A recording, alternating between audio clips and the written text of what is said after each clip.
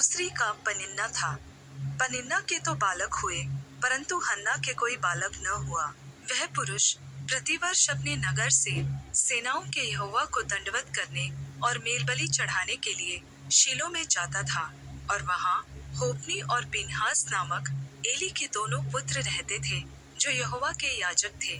और जब जब एल्काना मेलबलि चढ़ाता था, तब तब वह अपनी पत्नी पनिन्ना को और उसके सब बेटे बेटियों को दान दिया करता था, परंतु हन्ना को वह 2 गुना दान दिया करता था, क्योंकि वह हन्ना से प्रीति रखता था। तो भी यहोवा ने उसकी कोख बंद कर रखी थी, परंतु उसकी सौध इस कारण से कि यहोवा ने उसकी कोख बंद कर रखी थी, उसे अत्यंत चिढ़ाकर कुढ़ाती रहती थी।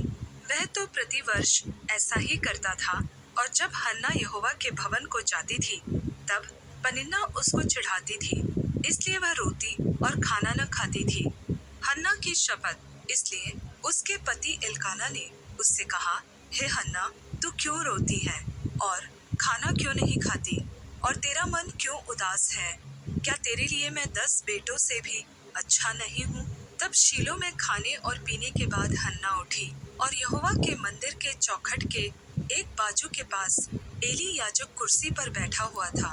वह मन में व्याकुल होकर यहोवा से प्रार्थना करने और बिलख बिलख कर रोने लगी, और उसने यह मन्नत मानी, हे सेनाओं के यहोवा, यदि तू अपनी दासी के दुख पर सचमुच दृष्टि करे और मेरी सुधि ले और अपनी दासी को भूल न जाए और अपनी दासी को पुत्र दे, तो मैं उसे उसके जीवन भर के लिए यहोवा को अर्पण करूंगी, और उसके सिर पर छुरा फिरने न पाएगा। जब वह यहोवा के सामने ऐसी प्रार्थना कर रही थी, तब एली उसके मुंह की ओर ताक रहा था।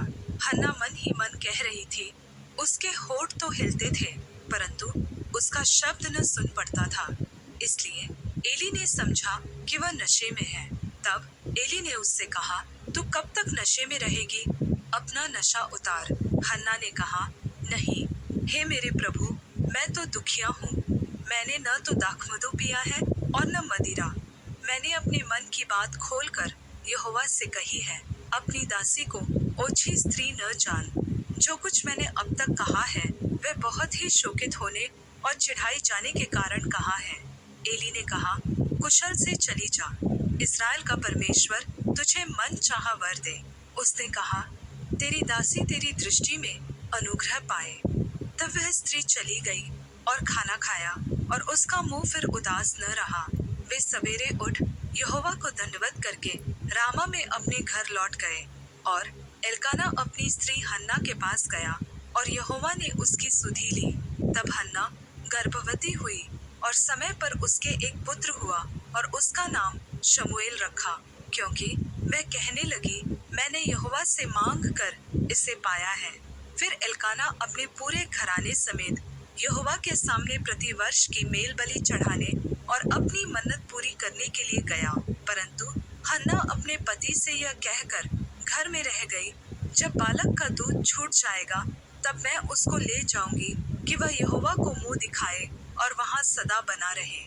उसके